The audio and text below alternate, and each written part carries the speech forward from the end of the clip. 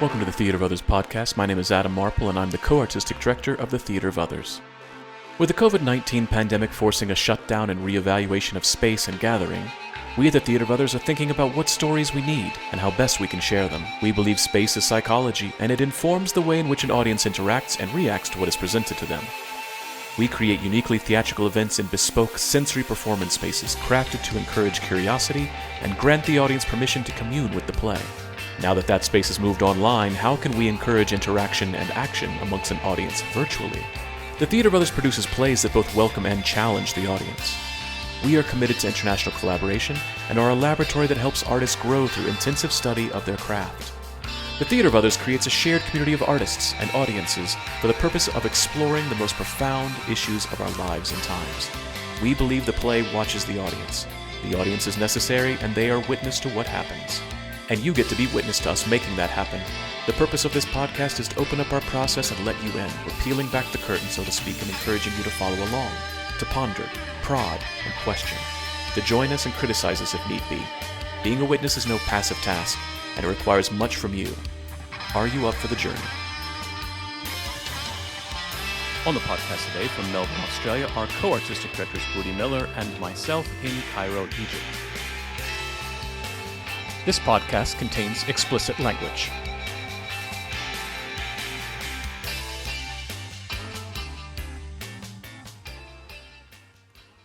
Hi, Adam. Hi, Booty. How you going? I'm doing all right. How are you? I'm tired. I know, we're podcasting at weird new hours. You're now at nighttime, and I'm in the middle of the day. What's up with that? It's because I'm in a show. I'm being worked to the bone by, the powers that be. Dictator? The gods of the Oh. universe. Oh, yeah. The artistic gods of the universe. Taskmasters, it's one of those things. Either you get it right, either you or you just are out of work. Yeah, exactly. That's typically how it works, yeah. How's it going? How is the show going? Well, it's going really well. I'm working with some incredible people. The company, the cast is like sensational. Fucking sensational. Today we had a Italian run.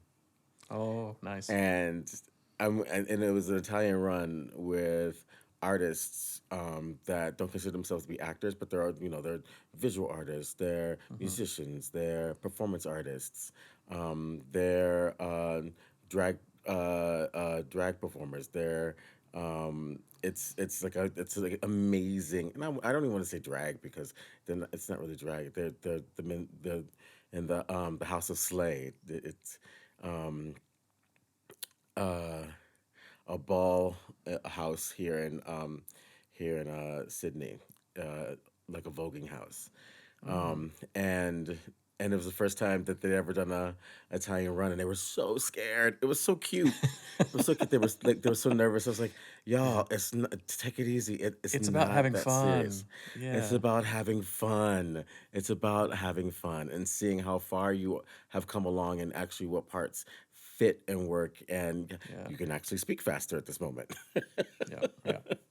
And so we did it, and it was incredible. It was like exactly Of course, what it always an is. Italian run should be. It always is, right? Exactly. And like the company finds itself. Okay, so Adam Marple, what is the Italian run for our listeners who have never heard of it before? I don't know why they haven't heard of it, but you should all be doing Italian runs just in general, everywhere, all the time. An Italian run is the fastest that you can possibly go.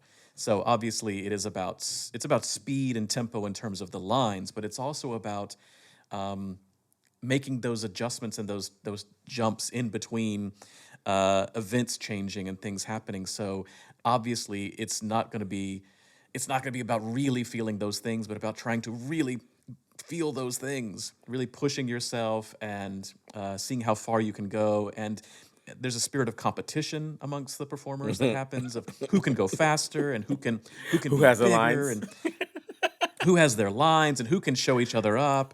And it becomes fun. And it's toward the end of a rehearsal process where you have been trudging and kind of trampling through the play, and you remember, oh, that's right, it's a play. We're supposed to be having fun with this, and I remember why I decided to do this in the first place.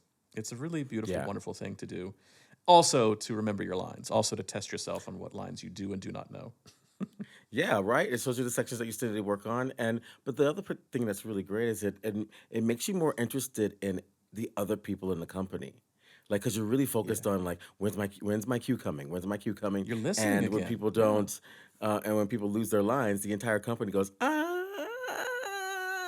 they ever say scream. It's like, Yeah. and it's so Yeah. much fun. So there's the constant energy being put into the space, and so there's this complicity that happens, and new discoveries in the characters happen, new relationships Yeah. get discovered, and the play kind of just like sticks together. And I don't understand why that happens, Adam. I really don't. I think you know. I have one very strong guess is that you don't have time to be egotistical, and it's like what Chris Bass says: the speed of fun. It's faster than Mm-hmm. worry and louder than the critic, and you just have to go. Mm-hmm. I absolutely agree with that. I think it's that. I think there's one other thing that we also forget about because actors are worried about their part. They're worried about their one Mm, solo part, their one solo contribution to the work of art. And in an Italian run, everybody is thinking about one thing together. Everybody is now yeah. working towards an idea together. How fast can we go? They forgot their lines. Oh my God, I'm coming up next. Everybody's working toward the exact same thing, and they've almost forgotten their role. And so that egotistical thing that you're talking about disappears, and it becomes the speed of fun. Yeah. And well, that's just amazing, and I think it's a really great way for us to segue into having more fun Mm-hmm. at the speed of which we are talking and talking about this amazing work that I'm a part of. Mm-hmm.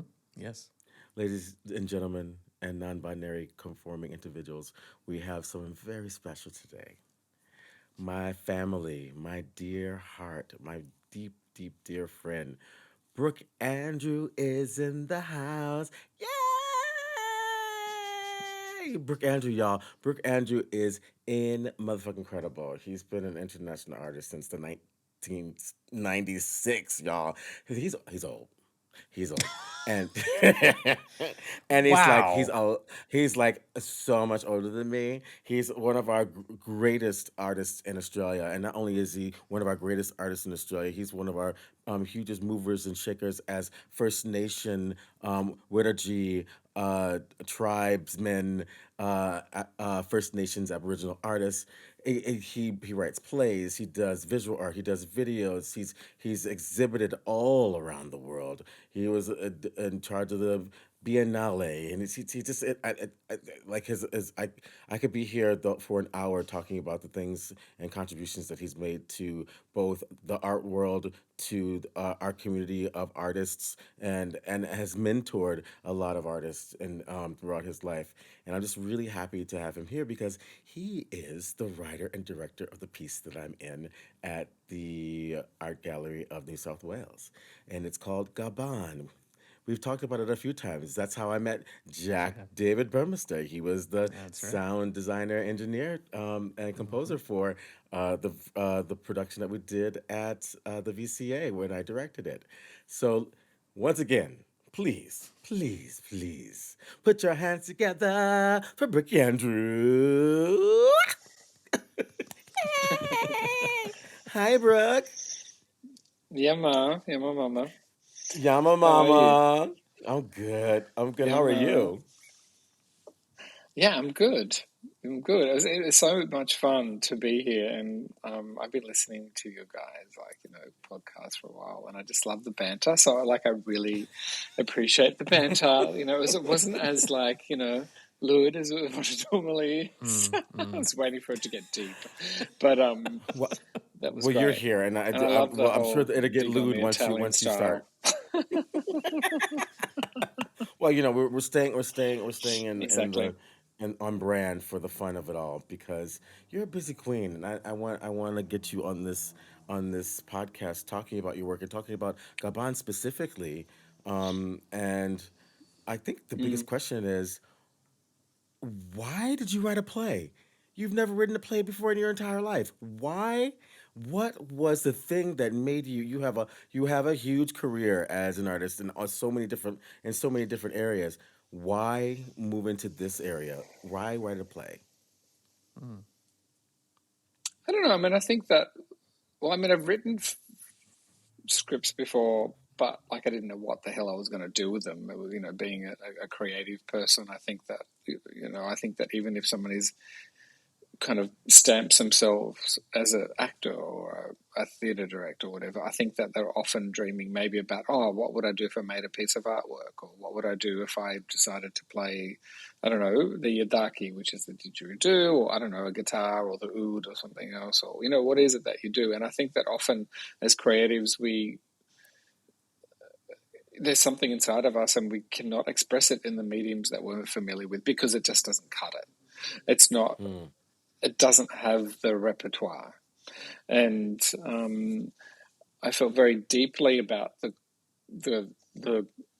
what GABAN is Wiradjuri. It's my mother's language group. My father's Celtic, and I just wanted to grasp something that could speak the language that was inside of me, and that's what it was.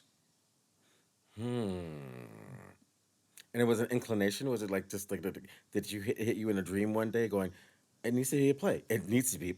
This needs to be a play." Well, it's interesting you say that because, yeah, I mean, I think that the narrative of life was not in sync with the way I think it should have been. So the GABAN is about restitution, repatriation of Indigenous cultural objects away from museums. And I was sick and tired of being in those trauma spaces. I am a kind of artist in kind of, the English sense of it. But I've also been working for many decades with mine and other Indigenous communities in Australia and overseas about returning photographic evidence back to their homelands, which are really important in regards to, for example, the names of people in colonial times who were colonized or were not given necessarily in the photos. And so there are some communities that are now using this for land claims. So it's very serious business around return of homelands, repatriation, rebutting law, rebutting history. And it was not a passive act. It was very active, and it's still active in intergenerational trauma. So even when it comes to cultural objects and my work within museums about creating installations of resetting history or narratives or giving different options of how we see the world through these really quite traumatic and dramatic backdrop of the legacy of museums, which really have their birthplace in the great exhibitions of colonial fairs. With that, what the Venice Biennale is, it's a colonial fair. It is, representation of countries from around the world. So in doing my PhD, I got to the point where it's like, you know what, I am useless. I don't have the tools to work within that system. So I have to create my own system. That means I have to create a fictitious space where as a different outcome to the narratives that are being played out at the moment. So we have Macron, the president of France, who's basically saying, okay, we want to return objects back to Africa or certain other places. It's been quite controversial, but he's been on the front foot of return of those, important repatriation and restitution conversations. There's been a big pushback, but there has been a huge, as we know, decolonial space, as people call it. Everyone else has their own word for it. So the GABAN was really, it's the house of strange. It's like, what would happen if the objects came alive and they decided to remember who they are and they remember their power and basically say, do you know what? We don't need you anymore. And I remember who I am. And so for me, it's funny enough, apparently about healing, but it's actually quite a traumatic space to get through before there is a space of healing. So this is the reason why I write the play. But I mean, as you know, Buddy, I mean, there are a lot of collaborators. You had a big influence in the script. Also, Pascal Dentos Berry had a big influence in the script, and also my other friend Eleni Arbus. So other people who have worked in this space, who are dramaturgs or theatre directors or acting, coaches, etc. Scriptwriters really supported me on that way, as well as Indigenous elders like Annie Carolyn Briggs and Tiriki Onus and others. So it's been a very big journey. Yeah, it has been a big journey, and you came up with a term, post-traumatic theater. What do you when you use the term post-traumatic theater? What is post-traumatic theater? It's literal. There's nothing to unpack about that. And done. Okay, great. And scene. Well, let me unpack it a little bit more, is because I really think that the only way that you can really approach the work is to go into it from the other side of one's healing of the trauma space, of the traumas of colonialism. If you are still deeply controlled by colonialism, it is a really confronting piece to be able to manage artistically. But when you are on the other side of it, you can have the conversations that need to be had so that you can put the work into your body and be able to do it. It's a very sophisticated work. And I mean, and you've got characters that are objects, that are concepts, that are buildings, that are theories. You don't have any human beings in this piece. And so what's come out of it that's been really beautiful is at where we say, when William Shakespeare says the play is the thing, when Hamlet says the play is the thing, wherein I catch the conscience of the king, and then Gaban meaning strange, Gaban the strange is the thing in which I will find the healing I need, because each and every one of us that have entered into the space have found healing on the other side of it. We've had to look at things that are traumatic. I'm playing Maramuyalang, the Mararamuyalang, excuse me. And that's the carved tree of ceremony. And it's like when I'm reading the text of the things that this sacred this powerful object has witnessed, has gone through, and is remembering, it directly correlates with things that happens with an African American body.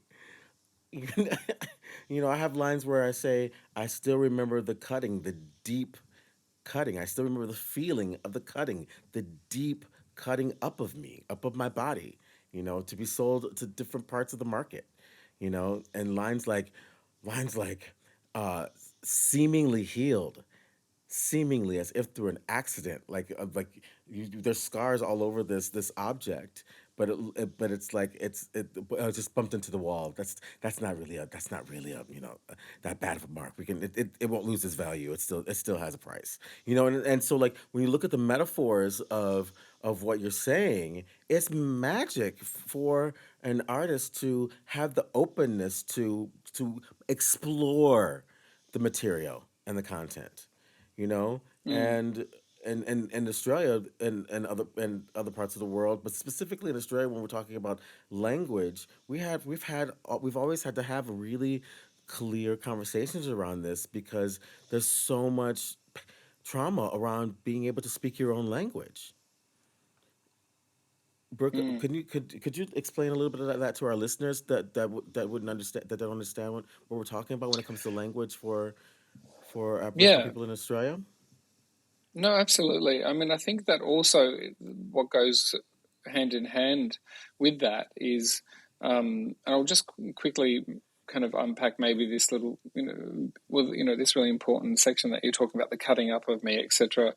Even the kind of the way in which that the actors are performing this kind of auction slash fundraiser of the selling off of these objects, and you have the character museum opening up the mouth of photo and other characters. It is definitely about slave selling. This didn't happen just in the United States. This happened all over the world. And I think it's this kind of invisibility, this kind of, in some ways ignorance, but it's also this kind of coming together, and it's the kind of trauma around that, but it's also the invisibility of languages. So there's 300 different Aboriginal languages in Australia. They're distinct languages. They're not like dialects of one or the other. They're completely Or different, Creole? like Yeah. French or, exactly. Yeah, but I mean, but they are completely different. Like I can't speak Vietnamese. Mm. Like I can't go to the Uncanjara people and say, oh, blah, blah, blah. I can't say go to the Ngarrindjeri and speak the same language. Well, we started off with saying yama. Yama is hello.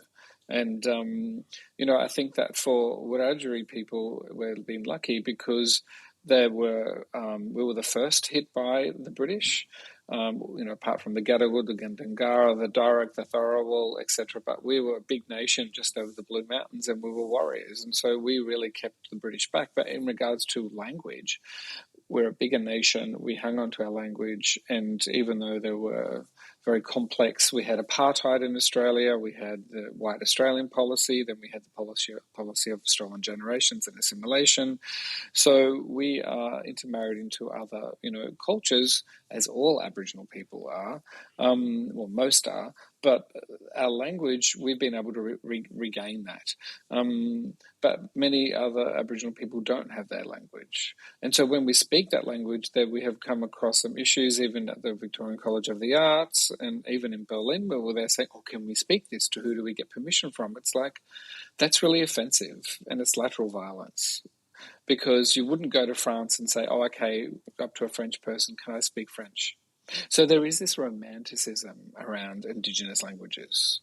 Mm-hmm. And Indigenous and people of colour are just as affected as anybody else. Let's get over the illusion. I think that everyone stereotypes somebody else or has expectations about somebody else. So I think that the power of using language within GABAN has been a journey, and it's needing other Aboriginal people or other Wiradjuri people like Akela, who is in the Sydney version, to have that kind of solidarity, and other Indigenous people, Latai, and other Pacific Islander people who are in Sydney who understand our struggles as Indigenous Australians, and they're our brothers and sisters, our family. So to kind of embed language too, though, within this play is also about the way in which that language, it has a different vibration when it's spoken in different languages. It has different meanings. So guulany, or the marara moyalang, is a carved tree. It is based on a real object that is in the Pitt Rivers Museum that was taken from country next to mine, Gimilori country, but we used to go there. It was a men's ceremonial object. These are very important objects, and our communities have been really affected by that. So it's like removing a mosque or a church or a Buddhist temple or something like that. And this is like 3 or 4 generations later, it still has effects on us. And so for that object to be in the play, and therefore also to speak language or to have language around its name, and then it kind of being ridiculed, again, it comes back to this post-traumatic theatre. What is that? And for me, somebody who's not trained in theatre, it's a wonderful experience for me to go on that journey and learn from those people around me.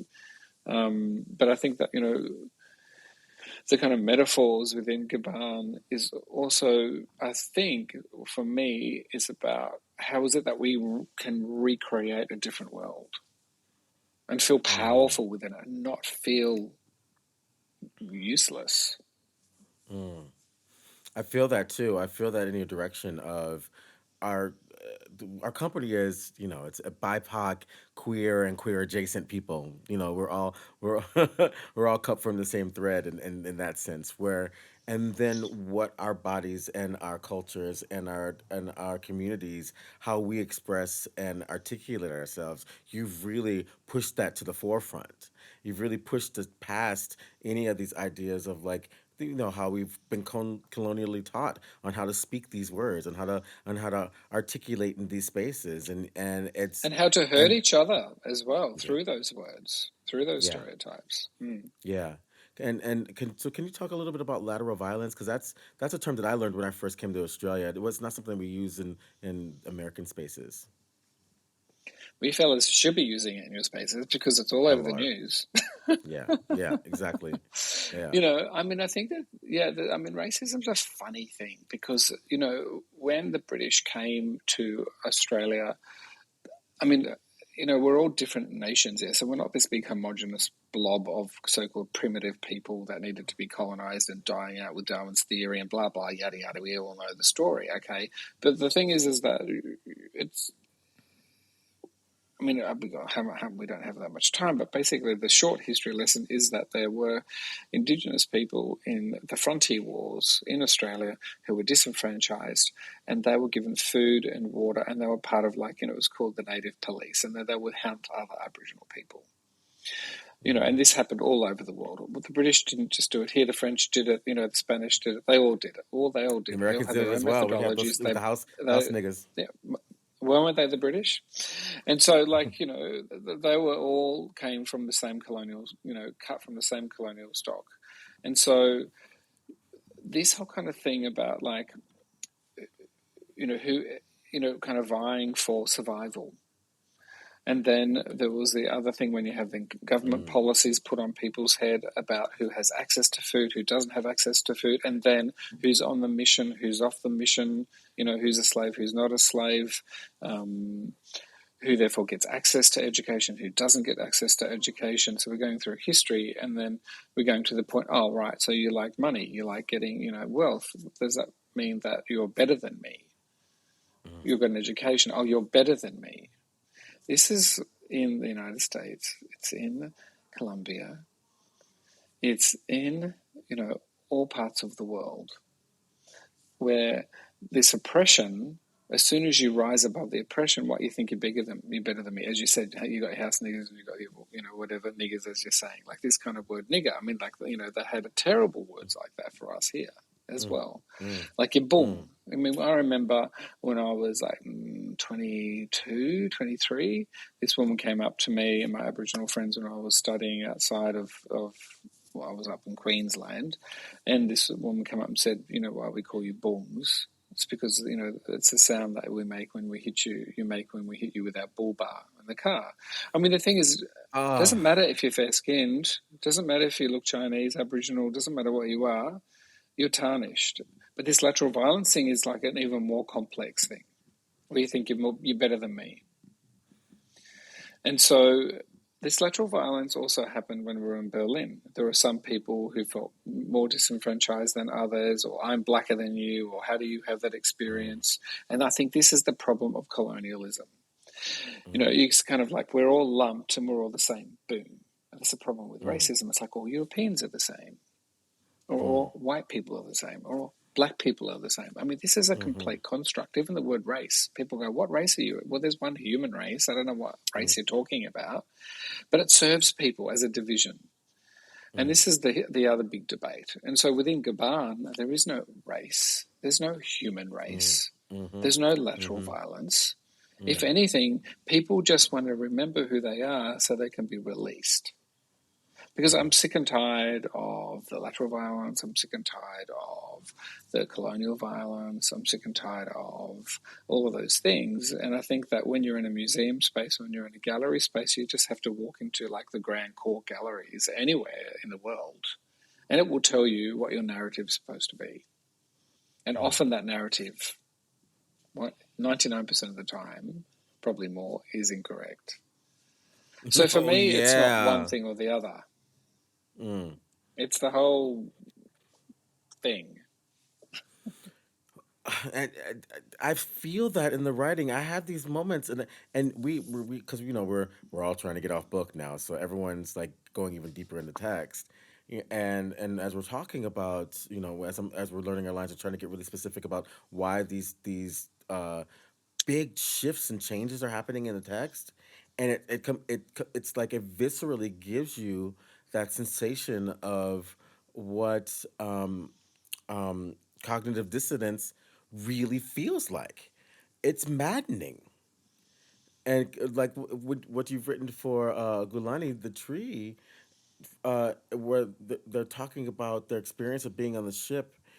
Like 1 second it's like the seasickness, and the next second it's like I'm remembering being chopped up, and then the next second I'm remembering smoke, and I'm remembering it being sung in to me, and then immediately right after I feel myself pulled apart again, and then I see someone I recognize. So it's like, and it's like you say this line, uh, I died 1,000 times, and so I really took that in. I was like, what does that mean, Brook Andrew, to die 1,000 times?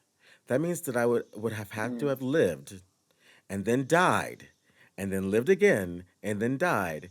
And if it's happening 1,000 times on a ship over and over again, that's maddening. That's losing your consciousness. That's losing your stability. And you started off sneakily with saying, "I remember being on the ocean. That swaying feeling was strange." And then it just goes crazy, and you can't do you can't do like a Meisner or Stanislavski, or you can't approach this work in the way of an acting technique. You have to approach the work specifically by meeting the art on the page. And that's where I say it's the play is the thing. Because when we talk about the challenges that we've had at the VCA, the challenges that we had in Berlin, and why it's different here in New South Wales, like, and it's because the play. I feel the play has come home. I feel like the play has come home. It's on Wiradjuri. It's on Wiradjuri land, and I feel like it's come home, and the people when people are interacting with it, the healing that they need is to really deal with their colonial minds, like that lateral violence that we're talking about in Berlin. Like they had to deal with their programming.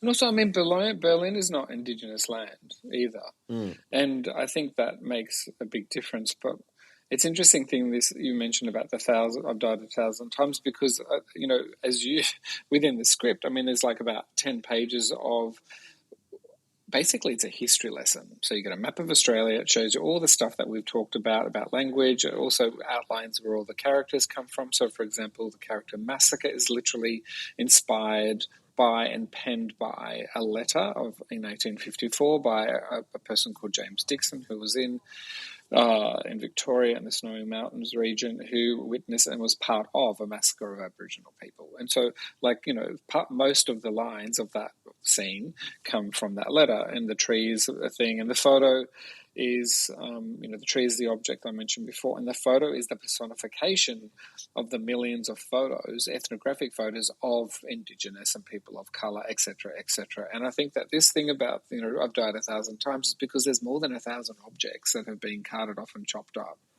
mm, So it is a really kind of intense kind of, kind of manifestation. It's like, how do you and that's what's so really interesting, Adam. With every city we've done this, the play has changed and shifted because the way I work with actors or performers is I'm incredibly collaborative, which is dangerous. But this thing has been really exciting because people have just started to imbue and say their own words or say their own context, and the way in which that the for example, the character Massacre is played by Latai, who's a Pacific Island woman who is an incredible artist in her own right. But she said, "Brooke, how can I be Massacre?" And it's like, well, we can be that because we know what it's like, and we can mhm, tell the story of how that is and how that is mm, on our bodies and how it is that we mm. want to represent that. And I think that the way in which that they themselves change it quite dramatically is quite an interesting and confronting thing for me as well. It's amazing. It's just because when you start to go with the concept of like if you're casting a a a a, a very expressive queer body in a position of power, like a judge, like museum, Oh, Kalia, you know, well, Kalia's Kalia, great. right, from House of Slay, the mother of the House of Slay, as the judge, and with all of her unique gestures of who she is, and not trying to portray what she thinks a judge is. Her judge is a ballroom judge, and it's amazing when you give the power to that body and put the power of that body and the language and the world that you put them in, when this colonial space of being the judge of the space and being the psychiatrist and commander of the space. It's it's a mind fuck in such a delicious way. And what I love about it is, for me, that's what art's all about. it's impossible to do this in any kind of like naturalistic way, because if you do, it becomes fascism in the ugliest kind of way, because what you're asking people to do when they come to see the work and experience to work is experience to work. What'd you get out of it? What did you learn? What did you feel? Because everyone is going to have a completely different take on what they're experiencing. Mm, mm. And Adam and I have these conversations all the time about like theater that moves people in this way. And um, I was just speaking to a friend, a dear friend of Adam and my, in the podcast, Dr. Elizabeth DeRosa, just a couple days ago. She's like, "I'm so tired of going to the theater. I've actually stopped even wanting to make theater because people, it's not real. It's not real, and it doesn't move me. It doesn't touch me. You know." Well, what's And been real is actually creating this play in a Grand Court gallery in a in a museum with like oil paintings from the 18th and early 19th century, and sometimes even earlier, and to kind of block it out in those spaces, and then have the executive look at it the other day and listen to the play in a space like that. I was horrified myself. It's like, who wrote this? Like, this is really confronting. exactly, Because it's exactly. basically saying tear the museum down that's like defunct. And that's what it says, doesn't it? Evidence, Yeah, character yeah, evidence says yeah. the crown is defunct. This is defunct. Well, It's a, what mm. tell listeners the character evidence. Who is the character evidence? Well, evidence is like this skull, this plaster of Paris kind of skull, or even a real skull, which is on the desk of a museum. The kind of the skull that you see in early paintings of, doctors or anatomy kind of paintings, etc. The classic kind of skull, maybe carved in marble in a church or something like that. But it is the evidence of all human remains that have been collected and still not returned, or to their homelands. And it's a very powerful thing because the character museum has it as like a pet, because it was the first kind of human that was slayed by massacre for the museum's collection. So it has this very loaded moment where it's kind of in kind of formaldehyde, and it can't talk, and it's like it just can't speak until halfway through there's a shift, and it just starts to speak. The evidence, it is literally the evidence of all that has been and all that will be. So it does shift the kind of. So, is can you talk? Because I know you're a spiritual guy. I know you're a very spiritual guy, clairvoyant, and prophet. Talk to me about the spiritual component of GABAN and the what with the collaborations that we've had spiritually and the things that have just arrived because they're supposed to be a part of the play. Yeah, well, the character memory is basically because the play. Oh my god, Gabon was so dark, and I thought, oh my god, I need something to give a bit of love back. And so I created the character memory, which really is the kind of important component. And Aaron Reeder plays it his most extraordinary voice, and we were lucky to work with him in Berlin as well. And he really just wake everyone up. It's this memory. But Buddha, you and I've spent time in the temperate rainforest down here in the south of Australia. You're in Antarctica, there are rainforests down there, and we really kind of connected with some of that rainforest area, and you did some drawings of that, and you had some masks made, and these masks are being used for tree. And I think that as well as other moments of connection, that things just happen for a reason, Mm-hmm. has been very powerful. Yeah, it has been. We were walking in the rainforest, and Brooke was, because I was, Adam, you know how I get when I'm on my holiday, in my holiday body. I, I don't want to move. I don't want to get out of the body. I don't want to do it. I don't want to get out of the bed. I don't want to do anything. And Brooke's like, let's just go for a walk. It's just right up. It's not far. I was like, really? Seriously? No, just really get out of the bed. Come on. Wake up, have some coffee, and let's go. I'm like, okay, fine. And then we get there And and I that was was a like, 2 hour oh my, walk. yeah, I know. And then we got there and I was like, oh my God, it's so beautiful. I was like, it's so beautiful. And I was like, I can feel the spirits here. And I kept looking up. I look up and I see a mask there. I saw a mask there. And the magical part for me was seeing the masks, but being able to share them with Brooke and have Brooke see them as well. Brooke saw everything that I saw. And then he said, "Do you see that one over there?" I was like, "Oh yeah."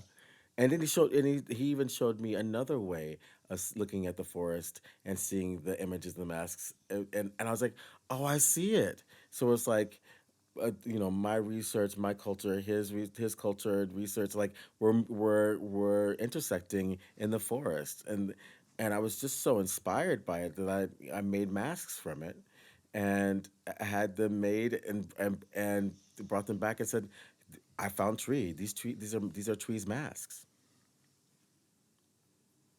Mm, So mm, and it's like over and over again we've had these serendipitous moments, right, mm, with our mm. spiritual lives intersecting. Yeah,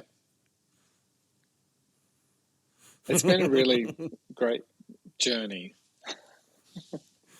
It has, it has, and I I'm think waiting for the healing. well, I think the healing's When does happening, it come Brooke, in? because No, I'm joking. I'm joking. what did your fortune cookie say 2 days ago? What did your fortune cookie say 2 days God, ago? you will change jobs soon. Don't know if that's That's away exactly what it from said. directing to into directing. Um, You're leaving from being a director to being a don't read a director fortune cookie. Do not read a fortune cookie. It's in the need middle of a work. show. Is that like saying, Adam, reading a fortune cookie during a show? Is that like saying Macbeth in the theater? Exactly. I think it's like asking a friend, well, what did you think of the show while you're still doing the show? Yeah. Oh, now I have to take that note. I have to think about that. Dang it. Maybe I should do it completely different than I was doing it yesterday. Adam, does any of I think Adam, could you do me a favor? Hmm. And because this is Brooke's very first directing job, can you give him some words of No. advice? Trust your gut. Trust your gut. Oh You yeah. know, you are the first audience, and what you're trusting is that there's an audience out there that feels the exact same way as you, and that's who you're playing to. That's everything else is just whatever. Who am I to tell you? Exactly. I mean, you've been making work. You know what you're doing. Trust your gut. That's it. Thank you. That that's the best advice you could have ever given this man. He needed to hear that. He's Good. doing great. No, Adam, no, seriously, he's doing really good. I'm telling you, I keep telling myself there's a director in there and there's an acting teacher in there and there's even an actor in there. You should see him when he's like giving little demonstrations on he's like, can I just read this part for you? And it's like and it gets emotional. It's quite beautiful. But Yeah. but he's also got an acting teacher in him. I've seen him come up with his own the terms for what he intends for the actors are getting like and getting in there, and it's so funny because like post everyone goes, traumatic. yeah, post traumatic, or he's like, okay, we're gonna do some voice acting, and everyone goes, voice acting, what is he? And he created this whole technique with working with the microphone and finding your role, your character's vocal posture and gesture with the microphone. Like and it was he's just intuiting this. It's just trying to find ways to get artists into their imagination, and he's good at it. He's really good at it. I'm so impressed, Mr. Andrew. You're so good. You're a very good director. You're a very good acting teacher. You know the bit I must say, the bit I love actually, which is when people turn up 45 minutes late from a 15-minute break. Oh, oh. Yeah. He is Yeah. throwing some shade. That was shade. Hmm. That was shade. And that was not me. That was not me. I was back. Not I that was all not that day. listeners. Oh,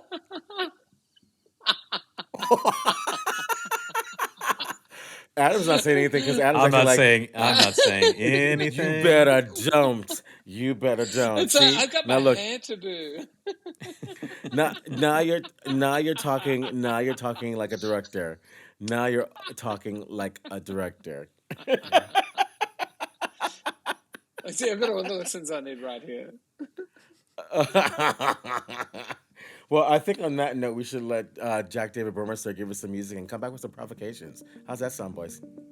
Yes. Yeah, good. Ladies and gentlemen, and non-binary conforming individuals, you are listening to the stereo sounds of JDB, Jack David Burmester.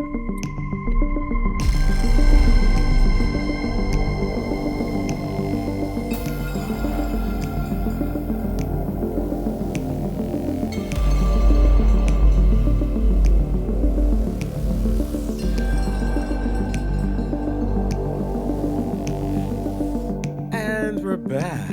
Whoa, Jack. Wow, you really were feeling. Oh, it's because Brooke is here. Oh, see, Jakina brought out the big guns because Brook Andrew's on the podcast. Okay, I see how you treat us. Okay, okay, okay. Well, now we are back from our break, back for provocations. Adam, can you explain to Monsieur Andrew about our provocations? So yeah, I mean, after talking with you, after delving deep into the work that you're doing currently, but also thinking about the work that you have been doing, um, what is something that you would like to leave with our listeners who are young artists themselves, who are also maybe just starting to battle these questions or these thoughts, or have been dealing with them for a long time as well?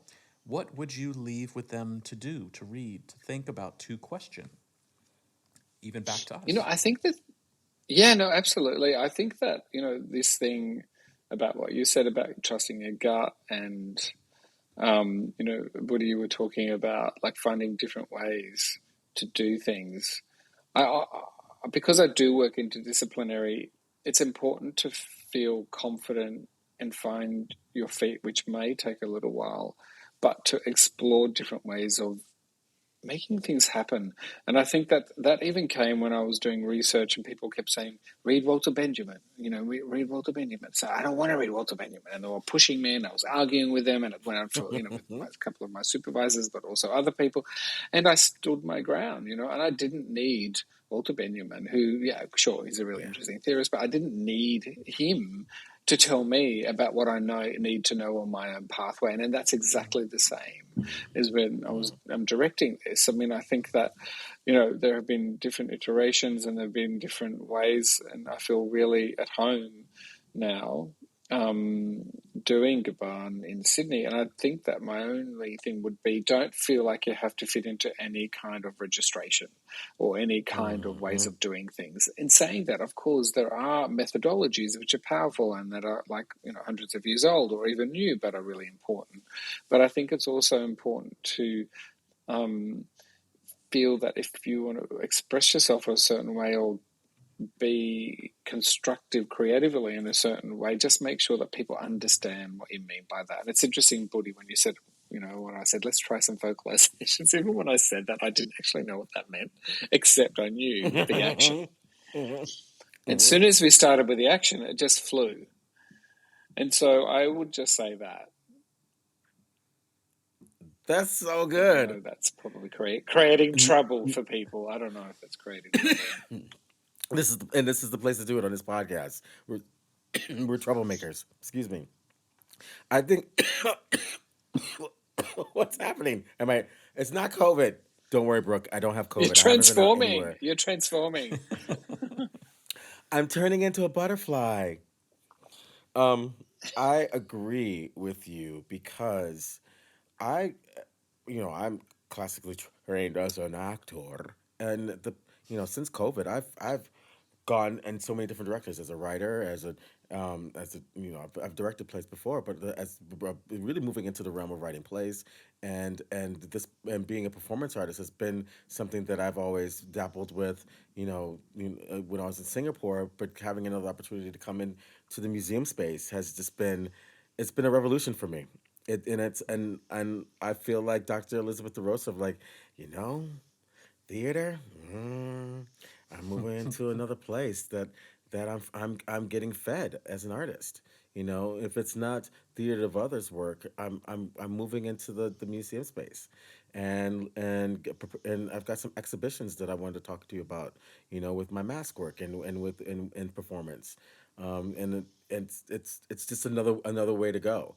You know, and I want to tag on to Brooks' provocation and say, do exactly what he says.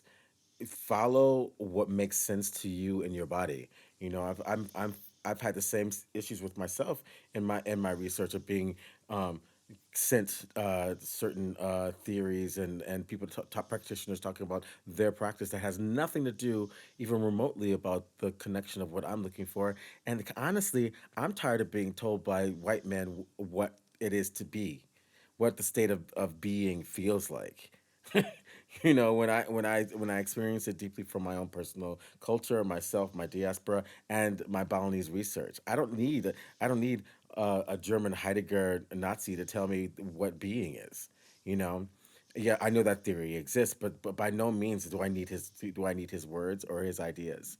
So yeah, I say follow the path of dancing and beating your own motherfucking drum.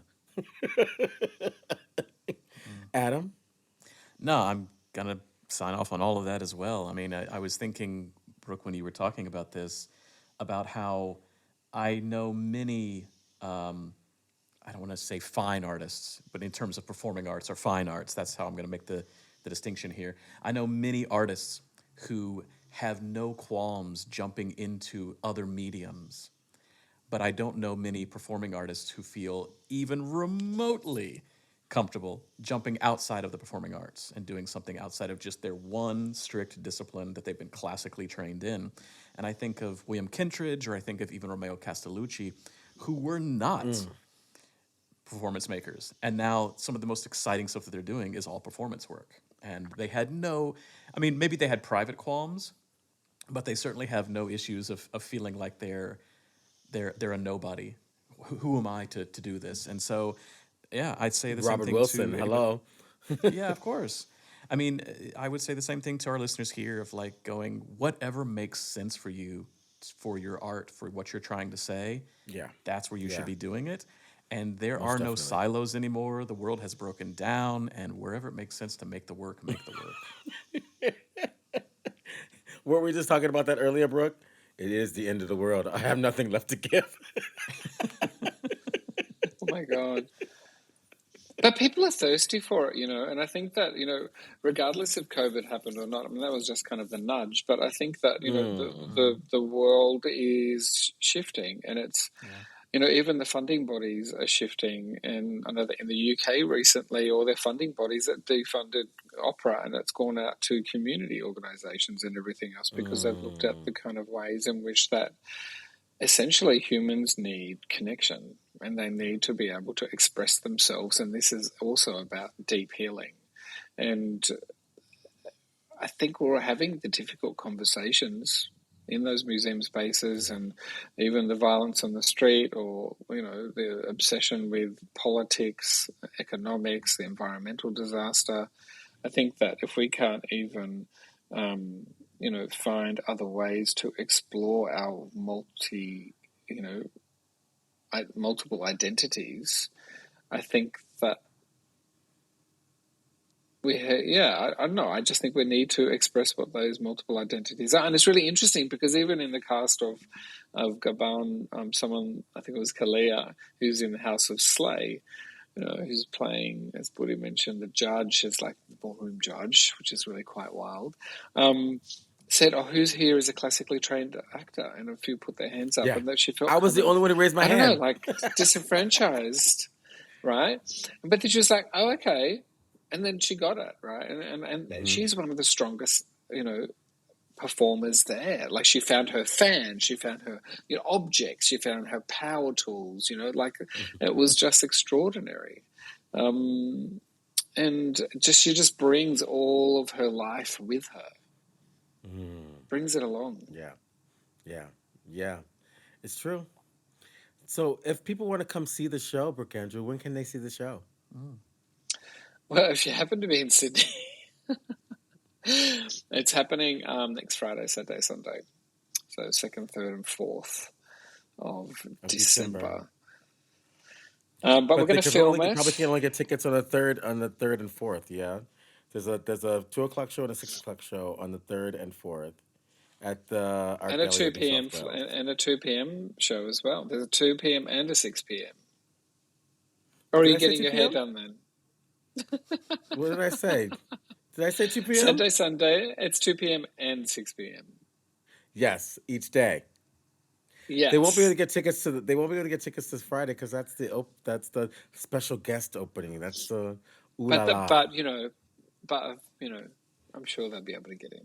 If you know somebody, what is the capacity? Jumping a rope. Can the audience be? You just got to jump the rope. You heard it here first, ladies and gentlemen, non-binary conforming individuals. Jump the rope. There is no divider. It's not a theater space. There are no rules. That's true. Exactly. It's a gallery. Get in the gallery. Exactly right. That's exactly right. And we kept telling people that into this work site, it's not a play. You can't enter it. You can't treat it like a play. And so it's not a theater. Do I get a little glass of wine in a plastic cup, and do I walk around going? No, definitely not. No. There's everything else, but chair. no popcorn or beer. You get a chair that if you're lucky, that you can take with you through the space and then give it back. Adam Marple, how will we know that people have done these provocations? What they're going to do is they're going to go to speakpipe.com/theater of others. Speakpipe.com/theater of others, theater with an R-E, theater of others, all one word. You're going to leave a 90-second voice message. We'll play it on air. And if you don't want to hear your voice on air, but you want to leave a message to us anyway, podcast@theaterofothers.com. We are also on Instagram, Facebook, and our website. Instagram, y'all. And the only way that you're going to know about these amazing conversations, these amazing artists we're having on, the deep, amazing talks that we're also having about structural racism and lateral violence and what art and theater and everything should be going forward, is you're going to have to do what, Booty? Subscribe. We send you a podcast every week, y'all. If you want to be a part of the conversation, subscribe, and you get it right in your inbox every single week. And then, if you like us, you could do like my Uber driver and give us 5 star. I give you 5 star, you give me 5 star. It works out for everyone. And then if you really, really like us, leave us a comment. Those comments go a long way, everyone. 5 stars and a fabulous comment. Yeah. Burkina, thank you so much for coming and having a chat with us. This is so special. Thank you for being, it's great to be here. Yeah. Love you so much. Pleasure. Love you guys. Adam, I love you too. I love you always. I miss you. I know, I miss you too. I thought I was going to see you Sydney. soon. But, well, it's just a hop, skip, and a jump away from Cairo, right? Just no problem. Just get in an airplane and go. Brooke does it all the time. It's just a sleepover. If Brooke can do it, you can do it. It's only a sleepover. It's a sleepover. Just think of it as a sleepover. Yeah. I'd love to sleep over in Sydney. I'd love to have a slumber party. Yeah. We can crimp each other's hair. There we go. Okay. While you make tacos. Please give love to your wife for me. I will. And give love to your husband when you see him next. And you give love to your beautiful son, Mobby, Brooke, from us. I will. He hasn't came out listeners, and told me to shut up yet. Okay, we better end this call right now.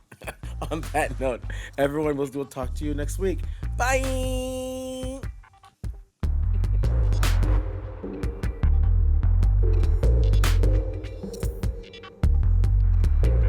Thanks for joining us this week on the Theater of Others podcast. Make sure to visit our website, theaterofothers.org, where you can subscribe to the show in iTunes, Stitcher, or via RSS, so you'll never miss a show. While you're at it, if you found value in this show, we'd appreciate a rating on iTunes. Or if you'd simply tell a friend about the show, that would help us out too. A special thank you to Purple Planet for the music you've heard. The Theater of Others creates a shared community of artists and audiences for the purposes of exploring the most profound issues of our lives and times. We believe the play watches the audience. The audience is necessary, and they are witness to what happens. And and you get to be witness to us making that happen. The purpose of this podcast is to open up our process and let you in. We're peeling back the curtain, so to speak, and encouraging you to follow along, to ponder, prod, and question, to join us and criticize us if need be. Being a witness is no passive task and requires much from you. Are you up for the journey? Be sure to tune in next week for our next journey.